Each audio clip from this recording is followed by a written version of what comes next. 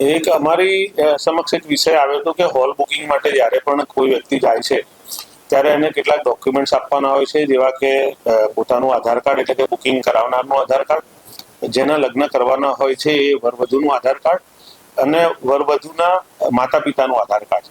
એની સાથે સાથે કોર્પોરેશન દ્વારા લગ્નની પત્રિકા જે છે એ પણ માંગવામાં આવતી હતી, જેને કારણે ક્યાંક બુકિંગમાં પણ પ્રોબ્લેમ ઊભા થતા હતા.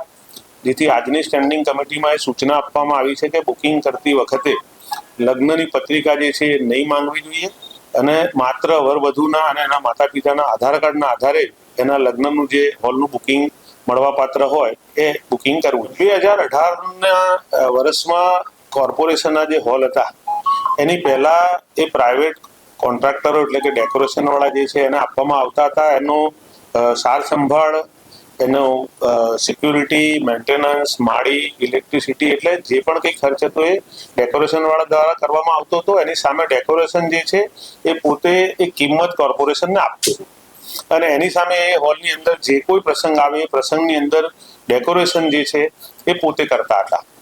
કોઈ કારણસર 2018થી આ કામગીરી જે છે બંધ કરવામાં આવી હતી અને અત્યારે હાલમાં જે કોઈ વ્યક્તિ જે પણ હોલમાં જે કોન્ટ્રાક્ટરને લાવવો હોય એટલે ડેકોરેશન વાળાને એને લાવી શકે છે, પરંતુ ક્યાંક ધ્યાનમાં આવ્યું છે કે હજી પણ એ જગ્યા ઉપર એ ડેકોરેશન વાળા જે છે એ લોકો રહેતા હોય છે ને પોતાનું બુકિંગ કોઈ પણ લે એની સામે પોતે ડેકોરેશનનું કામ કરતા હોય છે. ડેટા કેટલોક જે છે એ કોર્પોરેશન પાસે માંગેલો છે, થોડોક ડેટા આવે છે, થોડોક ડેટા આવનારા 5-7 દિવસમાં મળી જશે.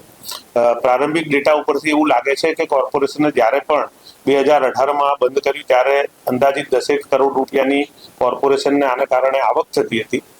અત્યારે હાલમાં ખર્ચની વાત કરીએ તો હું માનું છું કે 40 કરોડ રૂપિયા જેટલો ખર્ચ જે છે કોર્પોરેશન આ અલગ અલગ કોર્પોરેશનના જે હોલ અને પાર્ટી પ્લોટ છે એમાં કરે છે, જેમાં સિક્યુરિટી પણ આવી જાય છે, લાઇટ આવી જાય છે, ઇજનેર વિભાગની કામગીરી આવી જાય છે, માળી જે છે, સફાઈની કામગીરી છે.